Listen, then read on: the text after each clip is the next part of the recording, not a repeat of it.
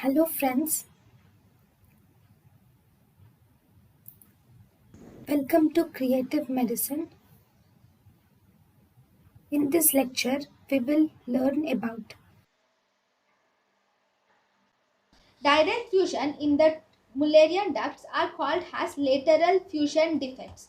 So, if there is lateral fusion defects, then they are actually Mullerian malformations. So, the first investigation done when Mullerian malformations is suspected is hysterosalpingography. In hysterosalpingography, first pass a radioactive dye into the uterus and a follow-up is done with a serial X-ray.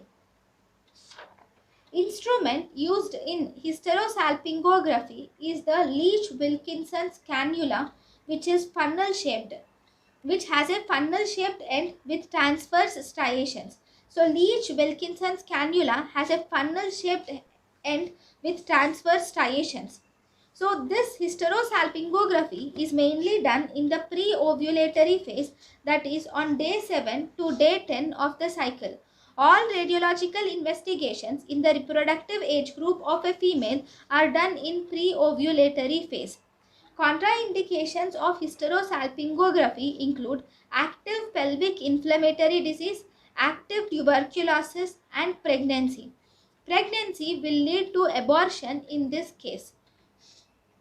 Hysterosalpingography is not an investigation of choice or in Mullerian and malformations. It is the first investigation which is done, not the investigation of choice, because hysterosalpingography cannot differentiate between bicornuate and septate uterus. Various malformations.